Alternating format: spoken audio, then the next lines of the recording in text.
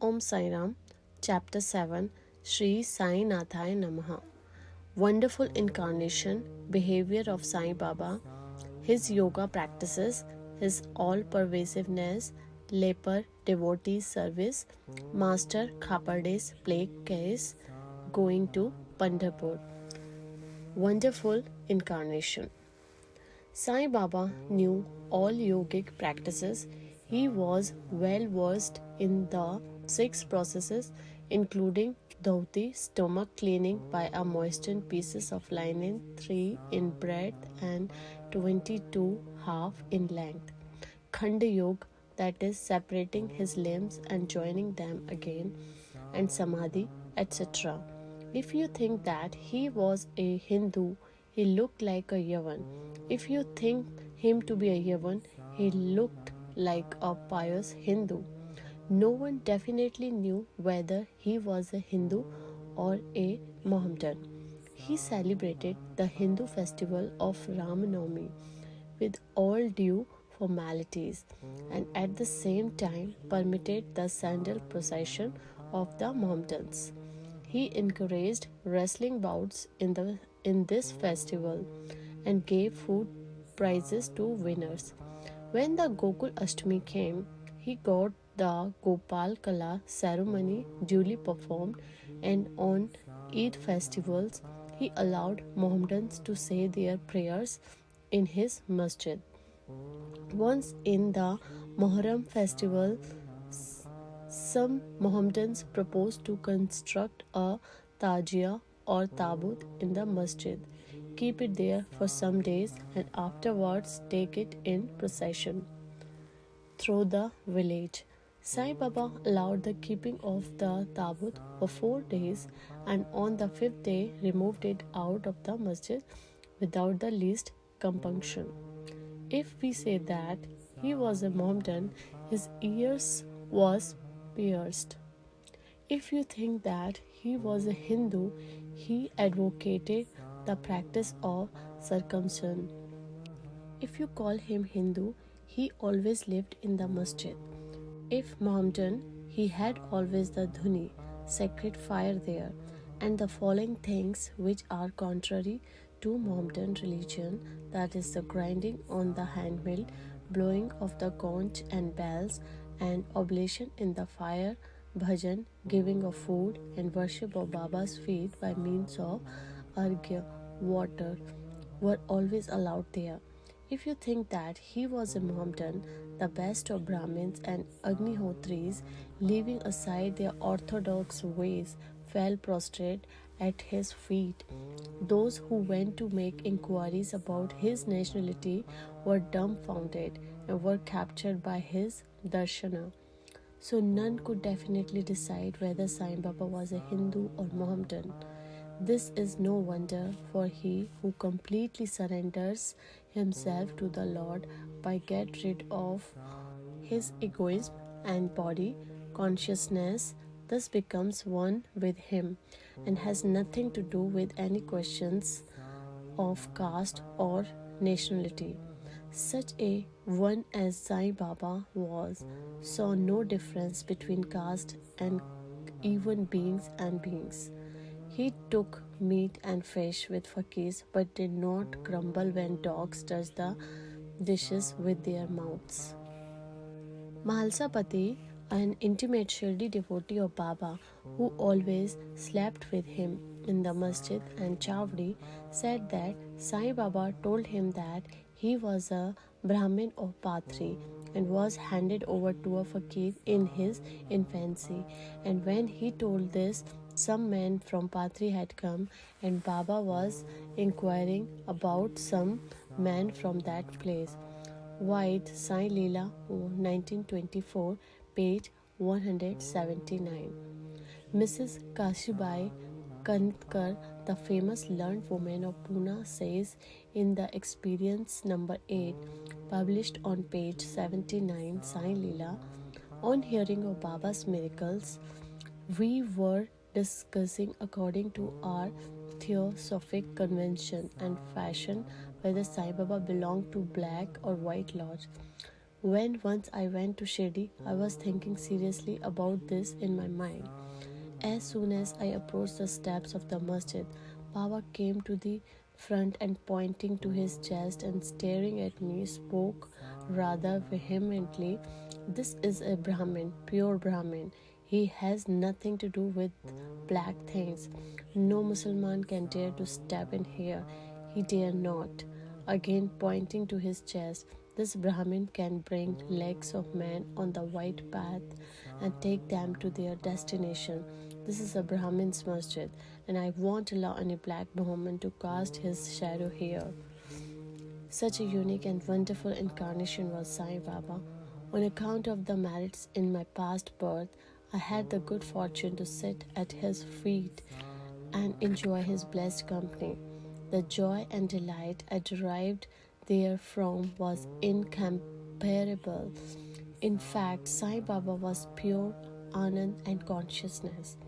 I cannot sufficiently describe him, his greatness and uniqueness. He who took delight at his feet was established in his own self. Many sannyasis, sadhakas, and all sorts of men aspiring for salvation came to Sai Baba. He always walked, talked, and laughed with them, and always uttered with his tongue, Allah Malik. God is the sole owner. He never liked discussions or arguments. He was always calm and controlled. Though irritable at times, always preached full Vedanta, and nobody knew till the last who was Baba. Princes and poor people were treated alike by him. He knew the inmost secrets of all, and when he gave expression to them, all were surprised. He was the repository of all knowledge. Still, he feigned ignorance. He also disliked honor. Such were the characteristics of Sai Baba. Though he had a human body, his seeds testified to his godhood. All people considered him as the Lord God in Shirdi. Behavior of Sai Baba. Fool that I am, I cannot describe Baba's miracles. He got almost all the temples in Shirdi repaired. Through Tatya Patil, the temples of Shani, Ganpati, Shankar Parvati, village deity, and Maruti were put in order. His charity was also remarkable. The money he used to collect as dakshina was freely distributed, rupees 20 to some, rupees 15 or 50 to others every day. The recipients thought that this was pure charity money, and Baba wished that it should be usefully employed. People were immensely benefited by having a darshana of Baba. Some became hale and hearty. Wicked people were turned into good ones. Kusht was cured in some cases. Many got their desire fulfilled without any drops or medicines being put in the eyes. Some blind men got back their sight, and some lame ones got their legs. Nobody could see the end of his extraordinary greatness. His fame spread far and wide, and pilgrims from all sides flocked to Shirdi. Baba sat always near the dhuni and eased himself there, and always sat in meditation, sometimes with and on other times without a bath. He used to tie a white turban on his head and wear a clean dhotar round his waist and a shirt on his body. This was his dress in the beginning. He started practicing medicine in the village, examined patients, and gave medicines. He was always successful, and he became famous as a Hakim, doctor. A curious case may be narrated here. One devotee got his eyeballs quite red and swollen. No doctor was available in Shirdi. The other devotees took him to Baba Other doctors would use ointment, unguents, cow's milk, and camphorated drug, etc. In such cases, Baba's remedy was quite unique. He pounded some biba, some carpus anacardium, that is, marking nuts, and made 2 balls of them, thrust them on in each eye of the patient, and wrapped a cloth bandage round them. Next day, the bandage was removed and water was poured over them in a stream. The inflammation subsided and the pupil became white and clear.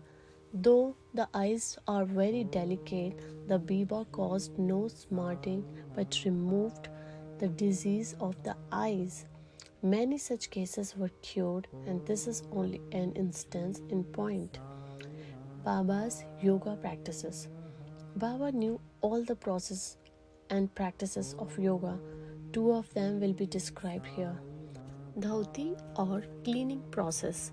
Baba went to the well near a banyan tree at a considerable distance from the masjid every third day and washed his mouth and had a bath. On one occasion, he was seen to vomit out his intestines, clean them inside and outside, and place them on a jam tree for drying. There are persons in Shri who have actually seen this and who have testified to this fact. Ordinary dhoti is done by a moistened piece of linen 3 inches broad, 22.5 feet long. This piece is gulped down the throat and allowed to remain in the stomach for about half an hour for being reacted there and then taken out. But Baba's dhoti was quite unique and extraordinary. Khand Yoga. In this practice, Baba extracted the various limbs from his body and left them separately at different places in the masjid. Once a gentleman went to the masjid and saw the limbs of Baba lying separately at separate places. He was much terrified, and his first thought of running to the village officers and informing them of Baba being hacked to pieces and murdered. He thought that he would be held responsible as he was the first informant and knew something of the affair. So he kept silent, but next day when he went to the masjid, he was very much surprised to see Baba hale and hearty and sound as before. He thought that what he had seen the previous day was only a dream. Baba practiced yoga since his infancy, and nobody knew or guessed the proficiency he attained. He charged no fees for his cures, became renowned and famous by virtue of his merits, gave health to many poor and suffering persons. This famous doctor of doctors cared not for his interest but always worked for the good and welfare of others, himself suffering unbearable and terrible pain many a time in the process. One such instance I give below, which will show the all-pervasive and most merciful character of Sai Baba. Baba's all-pervasiveness and mercy. In the year 1910, Baba was sitting near the Dhuni on Diwali holiday and warming himself. He was pushing firewood into the Dhuni, which was brightly burning. A little later, instead of pushing logs of wood, Baba pushed his arm into the Dhuni. The arm was scorched and burnt immediately. This was noticed by the servant Madhav and also by Madhav Rao Deshpande Shama. They at once ran to Baba, and Madhav Rao clasped Baba by his waist from behind and dragged him forcibly backward and asked Deva for what have you done this?" Then Baba came to his senses and replied, "The wife of a blacksmith at some distant place was working the bellows of a furnace. Her husband called her, forgetting that her child was on her waist. She ran hastily, and the child slipped into the furnace. I immediately thrust my hand into the furnace and saved the child. I do not mind my arm being hurt, but I am glad that the life of the child is saved." Leper devotees service. On hearing the news of Baba's hand being burnt from Madhav Rao Deshpande, Mr. Nana Sahib Chandorkar, accompanied by the famous doctor Parmanand of Bombay with his medical outfit consisting of ointment, lint, and bandage, etc., rushed to Shri and requested Baba to allow Dr. Parmanand to examine the arm and dress the wound caused by the burn. This was refused ever since the burn. The arm was dressed by the leper devotee Bhagoji Sinde. His treatment consisted in massaging the burnt part with ghee and then placing a leaf over it and bandaging it tightly with pattis. Mr. Nana Sahib Chandorkar solicited Baba many a time to unfasten the pattis and get the wound examined and dressed and treated by Dr. Parmanand with the object that it may be speedily healed. Dr. Parmanand himself made similar requests, but Baba postponed, saying that Allah was his doctor and did not allow his arm to be examined. Dr. Parmanand's medicines were not exposed to the air of Shri as they remained intact, but he had the good fortune of getting a darshana of Baba. Bhagoji was allowed to treat the hand daily. After some days, the arm healed and all were happy. Still, we do not know whether any trace of pain was left or not. Every morning, Bhagoji went through his program of loosening the pattis, massaging his arm with ghee, and tightly bandaging it again. This went on till Sai Baba's Samadhi. Sai Baba, a perfect Siddh as he was, did not really want this treatment, but out of love to his devotee, he allowed the Upasana service of Bhagoji to go on uninterrupted all along. When Baba started for Landi, Bhagoji held an umbrella over him and accompanied him. Every morning, when Baba sat near the post close to the dhuni, Bhagoji was present and started his service.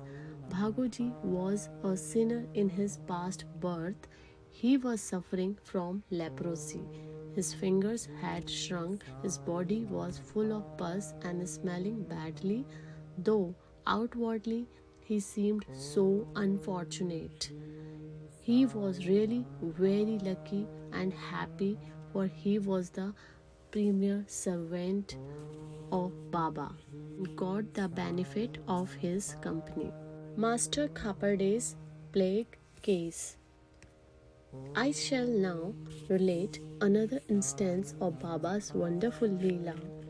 Mrs. Khaparde, the wife of Mr. Dada Sahib Khaparde of Amravati, was staying at Shri with her young son for some days. One day, the son got high fever, which further developed into bubonic plague. The mother was frightened and felt most uneasy.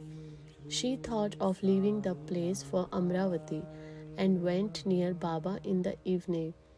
When he was coming near the Vada in his evening rounds for asking his permission, She informed him in a trembling tone that her dear young son was down with plague. Baba spoke kindly and softly to her, saying that the sky is beset with clouds, but they will melt and pass off, and everything will be smooth and clear. So saying, he lifted up his kafni up to the west and showed to all present four fully developed buboes as big as eggs, and added, "See how I have to suffer for my devotees. Their difficulties are mine." Seeing this unique and extraordinary deeds, the people were convinced as to how the saints suffer pains for their devotees. The mind of the saints is softer than wax. It is soft in and out as butter. They love their devotees without any idea of gain and regard them as their true relatives. Going to Pandharpur and staying there. I shall now close this chapter after relating a story illustrating how Sai Baba loved his devotees and anticipated their wishes and movements. Mr. Nana Sahib Chandurkar, who was a great devotee of Baba, was Mamlatdar at Nandarbar in Khandes. He got an order of transfer to Pandharpur. His devotion to Sai Baba bore fruit as he got an order to go and stay at Pandharpur, which is regarded as the Bhu Vaikunth, heaven on earth. Nana Sahib had to take immediate charge, so he left immediately for the place. Without even writing or informing anybody at Shirdi, he wanted to give a surprise visit to Shirdi. His Pandharpur, see and salute his Vitthova Baba, and then proceed. Nobody dreamed of Nana Sahib's departure for Shirdi, but Sai Baba knew all about this, as his eyes were everywhere. As soon as Nana Sahib approached Neemgaon, a few miles from Shirdi, there was stir in the masjid at Shirdi.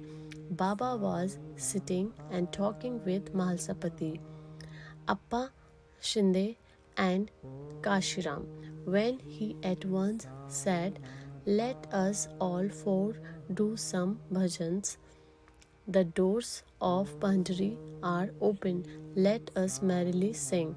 Then they began to sing in chorus, the burden of the song being, "I have to go to Pandharpur and I have to stay on there, for it is the house of my Lord."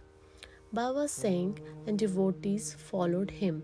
In a short time, Nana Sahib came there with his family, prostrated before Baba, and requested him to accompany them to Pandharpur and stay with them there. This solicitation was not necessary, as the devotees told Nana Sahib that Baba was already in the mood of going to Pandharpur and staying there. Hearing this, Nana Sahib was moved and fell at Baba's feet. Then, getting Baba's permission, Udi, sacred ashes and blessings, Nana Sahib left for Pandharpur. There is no end to Baba's stories, but let me now make a halt here, reserving for the next chapter other topics such as importance of human life, Baba's livings on alms, Baijabai's service, and other stories. Om Namo Shri Sai Nathai Namaha. End of chapter 7. Bow to Shri Sai. Peace be to all. Om Sai Ram.